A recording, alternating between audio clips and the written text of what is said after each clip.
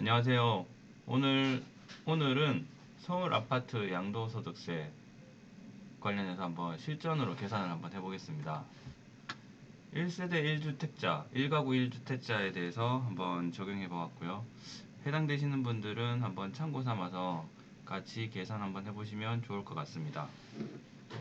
일단 필요한 준비물 같은 경우는 만약에 법무사에게 맡기신 분들 같은 경우는 등기권리증, 등기권리증 뒤에 이런 계약서, 부동산 거래 신고 필증, 부동산 매매 계약서, 국민주택 채권 매입 금액, 취득세 납부 확인서, 부동산 등기 비용 영수증 등 여기에서 뭐 다 첨부를 해줍니다. 여기서 필요한 게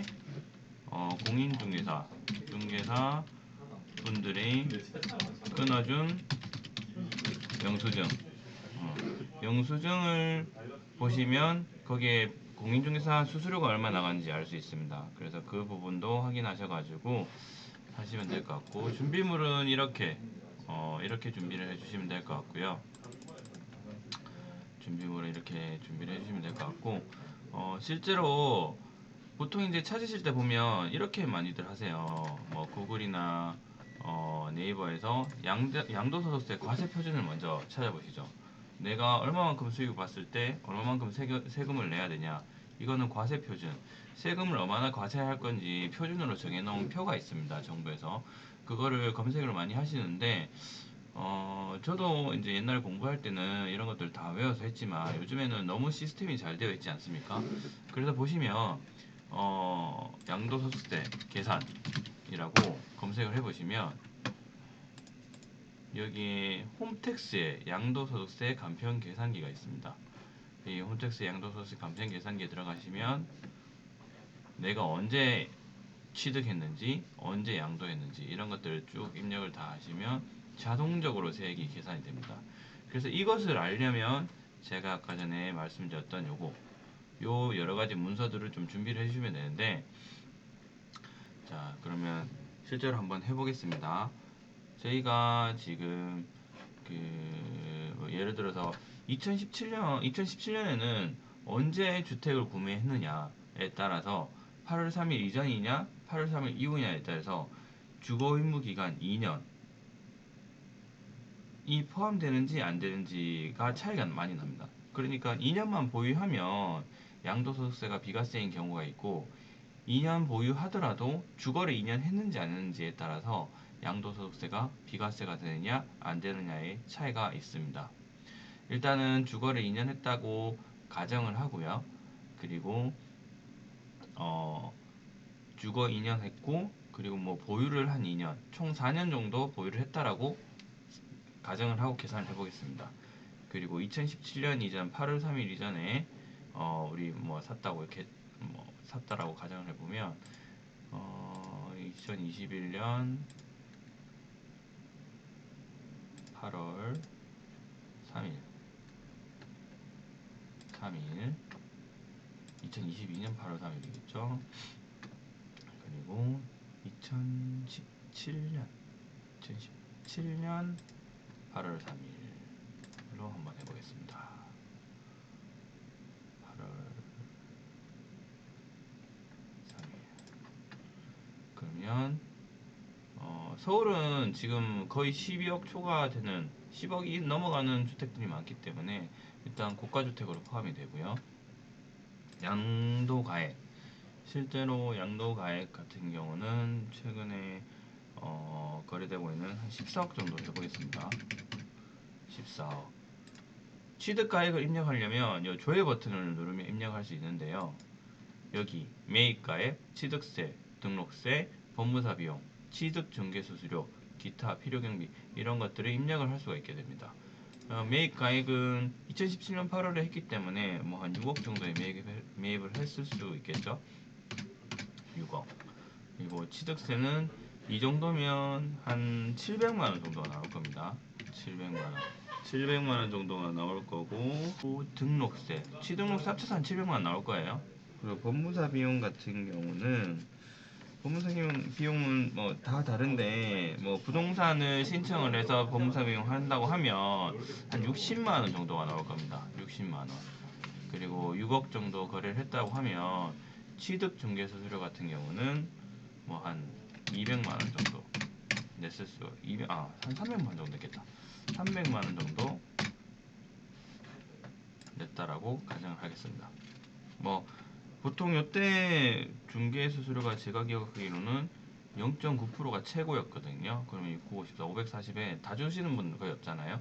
반텀보다 조금 더 많이 줬다고 생각하면 300만 원. 그리고 기타 비용은 뭐가 있을까요? 기타 비용은 뭐 기타 비용은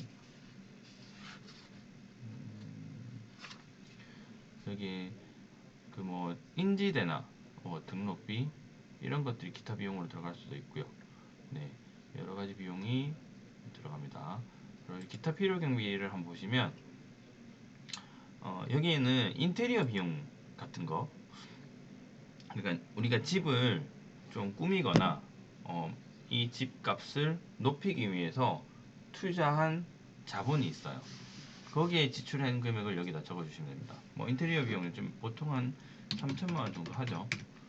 이때 당시에도 뭐 3천만 원 정도 했었을 겁니다. 그리고 양도 중개 수수료 같은 경우는 요즘에 최근에 중개 수수료가 좀 조정이 돼서 뭐 14억 정도 팔아도 한 500만 원 정도 양도소득세가 나올 것 같아요. 한 400만 원 잡아보겠습니다. 그리고 국민주택 채권 매각 차손. 이거는 저희가 채권을 나중에 팔 거를 미리 팔기 때문에 예를 들어서 우리가 국민주택 채권을 매입을 하면 원래는 뭐 3년 보유, 5년 보유, 10년 보유 이렇게 되는데 이거를 미리 팔기 때문에 우리가 매각 차손이 생기는 겁니다. 나중에는 정당한 가격을 받고 할인이 안 된 금액에서 팔 수 있는데 지금은 할인된 금액으로 팔아야 되는 거죠. 그래서 이게 보통은 한 12만원? 뭐 한 20만원 정도 해요. 20만원. 그리고 양도소득 기부 공제 250만원 있습니다. 미등기 양도는 아니죠. 상속받은 자산 아닐 겁니다. 그리고 양도과세 특례 신설에 따른 장기 일반 민간 임대주택. 이거는 해당 사항에 체크해 주시면 되고요. 그리고 1세대 1주택으로서 2년 이상 보유하여 1세대 1주택 비과세 대상에 해당하시는 겁니까? 해당이니까 예. 그리고 여기 보시면 17년 8월 3일 이후 아까 제가 말씀드린 거죠. 조정 대상 지역에 있는 주택을 취득을 하고 2년 이상 보유, 2년 이상 거주를 해야 되는 시점이 8월 3일 이전과 이후로 나뉩니다. 그렇기 때문에 이거를 잘 보시고 계산을 한번 해보시면 될 것 같고요. 그리고 과세 대상 양도 차익 한번 보겠습니다. 양도인 지분 100%죠. 그래서 비과세 보시면 100%이기 때문에 14억이 모든 게 한 사람 앞으로 양도 전체 가액이 잡혀 있고요. 그리고 취득가액이 6억 1,600. 아까 전에 여기서 취득가액, 매입가액, 취득세, 법무사 비용, 취득중개수수료 요걸 다 합치면 취득가액이 나옵니다.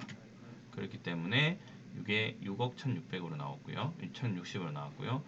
지분에 해당되는 필요경비, 요게 이제 인테리어 비용에 들어가는 거죠. 그리고 과세 대상 양도 차익은 총 1억 700만 원이다. 그리고 비과세 대상 양도 차익이 6억 4,700이다. 이것은 왜냐하면 12억까지 지금 비과세입니다. 비과세인데 여기 필요 경비를 제외한 나머지 금액이 얼마냐? 그러면 그 과세 대상의 양도 차익은 1억 780만 원. 그러니까 내가 세금을 내야 될 금액은 1억입니다. 1억 700만 원이라 1억 700만 원이라고 보시면 됩니다. 1억 700만 원을 보시고 계산하시면 돼요. 양도소득세 과세 표준을 보시더라도 뭐 6%, 12% 이렇게 쭉 있는데 거기에 구간에 맞춰서 계산을 해주시면 돼요. 근데 지금 이거 계산기를 사용하면 구간에 맞춰서 계산할 필요가 전혀 없습니다. 그래서 장기 보유 특별공제 그리고 뭐 4년 가까이 보유를 했으니까 지금 2027년 사고 2022년 8월에 매도를 하면 딱 4년 보유를 했죠. 장기 보유 특별 공제 계산하기. 거주기간 입력하세요. 2년 이상 3년 2년 이상 거주를 해야지만 여기에 해당이 됩니다. 그래서 그냥 특별 계산하면 자 3천만 원이라는 금액이 공제가 되죠. 보유를 하면 할수록 더 많은 금액을 세금을 깎아준다는 거죠. 네, 여기에 얼마만큼 깎아주는지 거주 기간에 따라 나와 있습니다. 이건 참고로 좀 보시면 될 것 같아요. 네, 그렇다면 이제 끝났습니다. 세액을 계산한다라고 딱 클릭을 해보면, 자, 14억 6억 천에 6억 천, 취득가 6억 천만 원이고 필요금이 3,400이니까 총 취득한 금액을 6억 4,400 정도로 봅니다. 정부에서는. 그래서 6억 4,400 정도로 보고 14억에서 6억 4,400을 빼면, 그러면 총 얼마만큼의 양도 차익이 생겼느냐? 그러면 7억 5,500만 원의 양도 차익이 생겼다. 그 중에 6억 4천은 비과세 양도 차익이고 1억 700, 1억 700은 과세 대상이다. 그래서 장기고별 특별공제를 하고 양도소득 금액 7,700만 원에서 양도소득 기본공제를 250만 원 빼면 과세표준 7,500만 원이 나옵니다. 여기에 세율 24%를 곱해서 누진공제 522만 원을 빼면 내가 내야 될 세금이 나온다는 거죠. 그래서 만약에 6억 한 5천에 사신 분들이 14억 정도의 매도를 하셨을 때 납부하셔야 될 세금은 1282만 651원이다. 생각보다 1가구 1주택, 그러니까 비과세 요건을 충족하신 분들일 경우에는 10억이 넘어가는 고가주택이라도 생각보다 세금이 많이 나가지 않는다. 오는 거에 비해서는 많이 나가지 않으니까 이런 것들은 실전적으로 얼마 정도 나올지 그냥 대략적으로 예상만 하신 분들이 많을 텐데, 그렇게 하시지 마시고 한번 계산을 한번 해보시면 정말 많이 도움이 되실 겁니다. 아, 그러면 내가 다음에 이 아파트나 뭐 이런 나의 재산을 어느 쪽으로 좀 교환을 할 것인가, 이런 것들을 미리 플랜을 좀 짜놓을 수 있으니까, 만약에 이사 계획이나 뭔가 뭐 직장이 바뀐 거나 이런 계획이 있으신 분들은 좀 이런 것들을 한번 해보시면 이 자금을 활용해서 다른 어떤 무언가, 뭐 건물을 살 수도 있을 것이고 구분 상가를 사실 수도 있을 것이고, 이 금액을 가지고 뭐 경매를 하실 수도 있으실 것이고, 여러 가지 플랜을 좀 세우시는데 많은 도움이 되실 거예요. 그래서 6억 5천에 사신 분들은 14억에 판다고 하더라도 실질적으로 내가 내야 될 세금은 약 1280만 원, 1300만 원 정도다 라는 것을 오늘 좀 알려드리겠습니다. 궁금하신 내용들이 있으시면 뭐 이메일이나 댓글 남겨주시면 제가 대답할 수 있는 한도 내에서는 다 답변을 드리겠습니다. 오늘도 영상 시청해주셔서 감사합니다.